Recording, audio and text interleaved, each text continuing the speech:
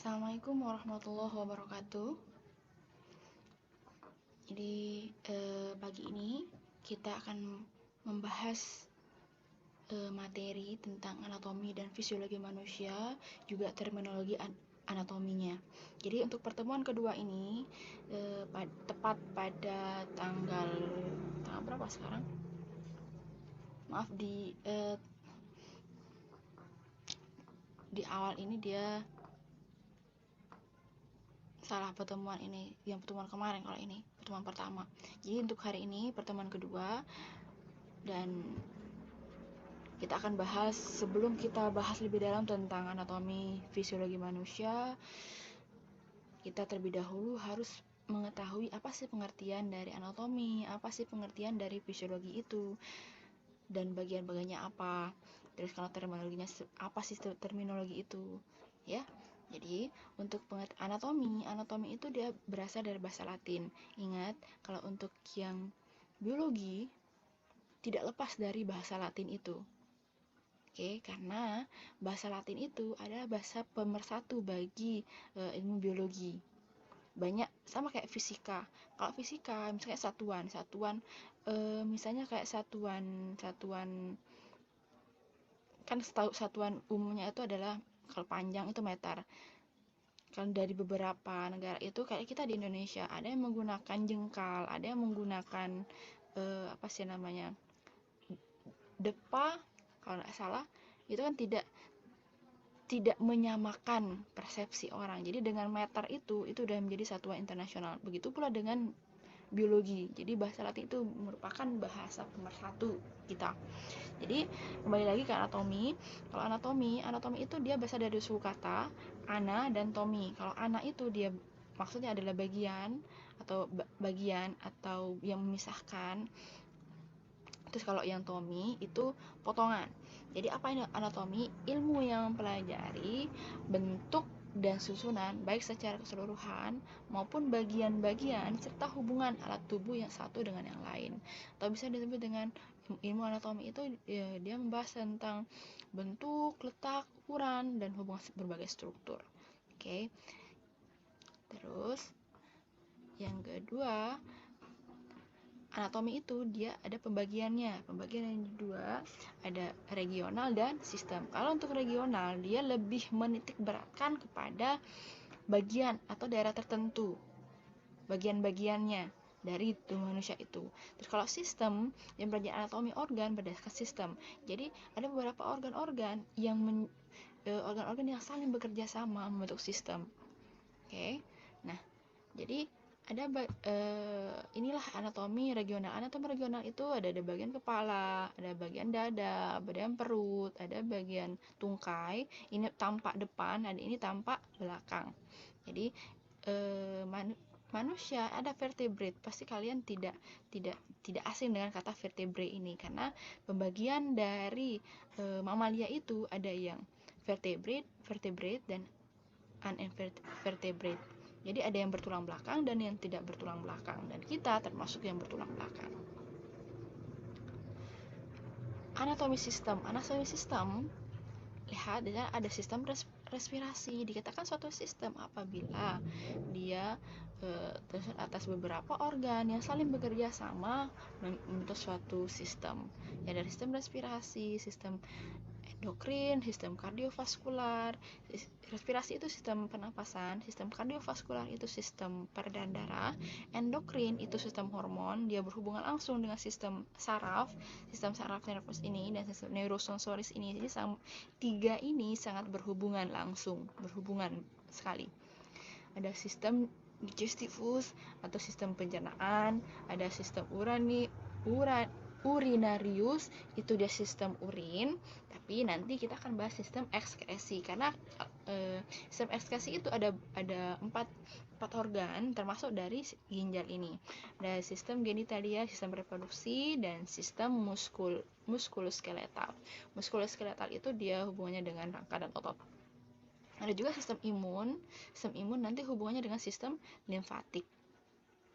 Nah, jadi sistem-sistem ini ada beberapa sistem yang organnya harus sebutkan secara berurutan, karena nanti ketika kalian presentasi kalian awalnya tuh akan membahas tentang pengertian, membahas tentang organ-organnya dan mekanismenya itu nanti mekanisme baik itu penapasan atau sistem-sistem yang lain.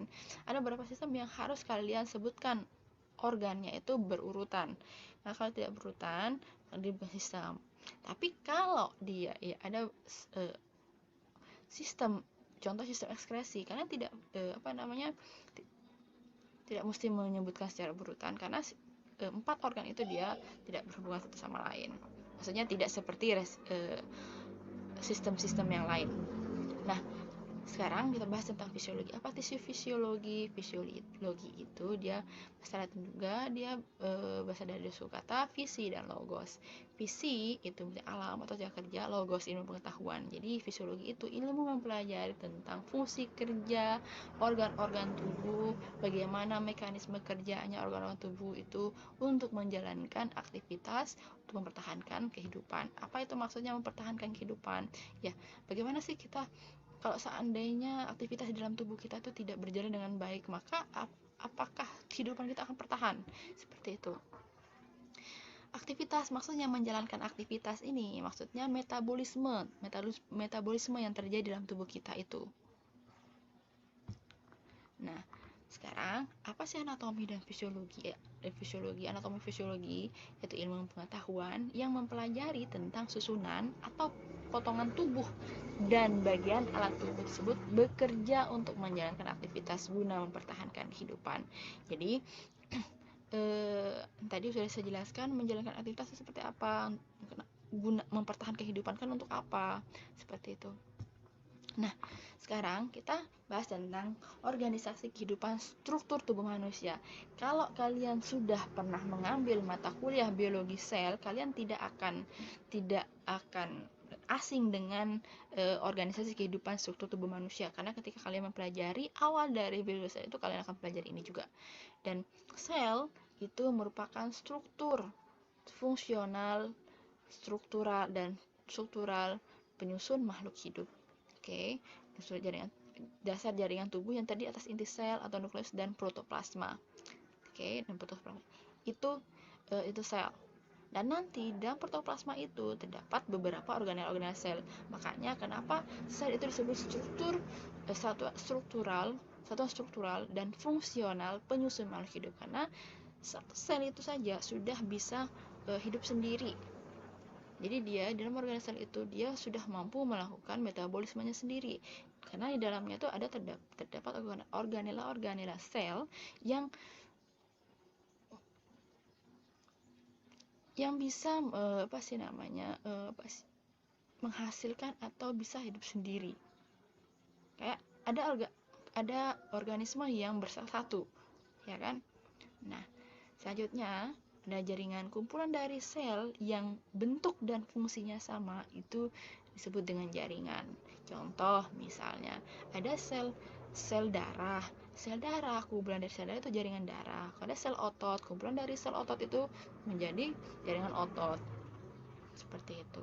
Nah, selanjutnya kumpulan dari jaringan dan fungsi yang sama, namanya fungsi khusus, itu dibuat organ. Contoh banyak sekali organ mata, organ paru-paru, jantung, ginjal, dan lain sebagainya. Dan terakhir sistem ini kumpulan dari beberapa organ yang saling bekerja sama dengan fungsi tertentu, itu membentuk suatu sistem. Itulah sistem organisasi kehidupan. Sampai sini paham? Nah, selanjutnya kita membahas tentang sistem-sistem, karena untuk fisiologi manusia kita anatomi fisiologi manusia itu kita memang membahas tentang sistem-sistem yang ada di dalam tubuh kita, baik itu organ sama sistemnya. Pertama, sistem saraf itu fungsinya secara garis besar menerima rangsangan yang diterima oleh indera tubuh. Jadi kita bisa merasakan sakit ketika dipukul, kita merasakan manis ketika kita mengecap makanan yang manis, masa pahit, itu karena kerjanya sistem saraf. Terus ada sistem integumen. Sistem integumen itu dia hubungannya dengan sistem pelindung, khususnya kulit, contohnya kulit, pelindung, melindungi dari luar. Terus dia mensintesis vitamin D dan lain sebagainya. Nanti kalian akan bahas tentang kalian akan bahas tentang rambut, kulit, keringat, dan kelenjar minyak dan kuku. Terus ada sistem rangka. Sistem muskuloskeletal itu hubungannya dengan sistem rangka dan otot. Jadi kalau untuk rangka itu dia fungsinya untuk pendukung dan proteksi juga, untuk tempat produksi sel darah, menopang tubuh. Kalau seandainya tidak ada rangka, maka kita seperti gel gitu loh tubuh kita, dan tempat melekatnya otot tubuh. Dan rangka ini tidak akan bergerak. Jadi fungsi rangka itu juga salah satunya sebagai alat gerak pasif. Dia tidak akan bisa bergerak kalau tidak ada yang menggerakkan. Apa yang menggerakkan? Ya otot. Otot itulah yang melekat pada rangka sehingga bisa menggerakkan rangka itu.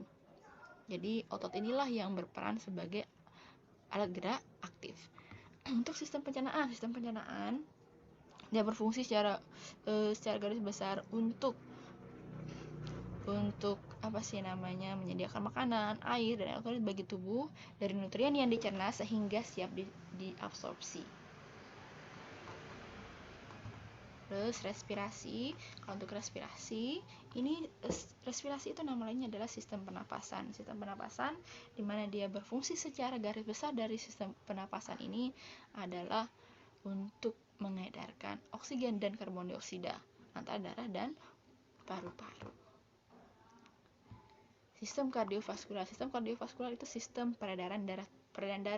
Jadi kalau sistem peredaran darah, fungsi umumnya adalah untuk memompa darah, mengantarkan hormon, nutrisi, gas, dan menyerap zat sisa. Itu kardiovaskular. Jadi ada organ-organnya, nanti ada organ jantung, pembuluh darah itu sendiri. Nah, sistem urinarius nanti maksudnya ke sistem ekskresi. Ya, ada sistem ekskresi, ada beberapa organ, ada ginjal salah satunya, ada hati, ada paru-paru, dan ada hati, paru-paru, kulit. Sistem pertahanan tubuh namanya pertahanan tubuh. Jadi bagaimana tubuh kita itu tetap sehat. Dalam tubuh kita itu terdapat pelindung untuk melindungi kita dari segala jenis penyakit. Nah, pertahanan tubuh kita ini tergantung dari kondisi tubuh kita. Kalau kondisi tubuh kita fit, maka jelas pertahanan tubuh kita juga akan kuat. Seperti itu.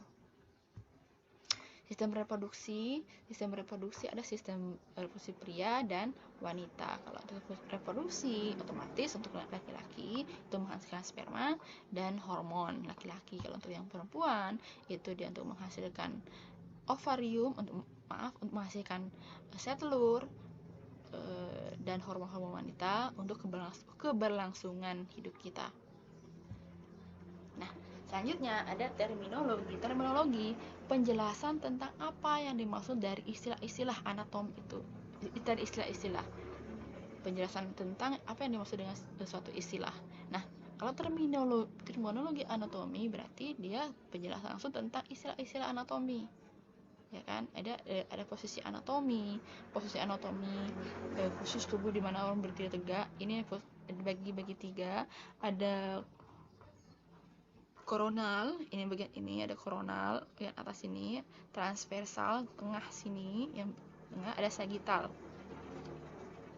Koronal ini kalau sagittal sini, yang ini sagittal, ini transversal. Ini transversal, ini sagittal, dan ini koronalnya. Nah, ini juga perampang koronal. Jadi ini istilah-istilah ada anterior, posterior, inferior, medial. Nah, berhubung ini program ini hanya 15 menit, jadi cukup sampai sini dulu. Kita lanjutkan ke gitu maksudnya.